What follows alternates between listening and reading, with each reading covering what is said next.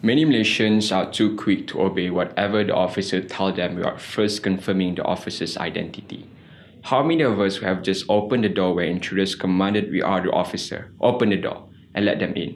This is one of many examples that higher power has authority and have the tendency to abuse their power and open a floodgate for every person who has their rights protected under the Federal Constitution, but lack of knowledge important them.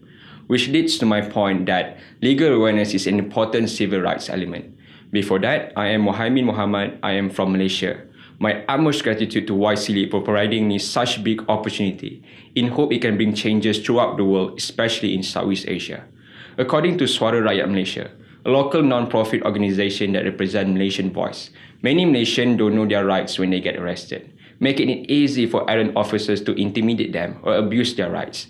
In some cases, just because they get intimidated by officer, they tend to incriminate themselves or being forced to make a confession where they did not know that they can remain silent and say, I will answer or say in court. It's very important to take note that general public need to be aware of the laws of the land and their rights in order to avoid such circumstances to happen. In according to Human Rights Watch organization, 15 cases alleged higher authority abuse in Malaysia, which include many institutions since 2009, drawing on first-hand interviews, complaints by victims or their families, and news report. It shows that the majority of prosecutions of the officers are for corruption and drug-related offences.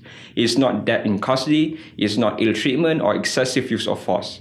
Thus, the project I plan to do is to educate Malaysians around the urban area first about law regarding rights to accused person.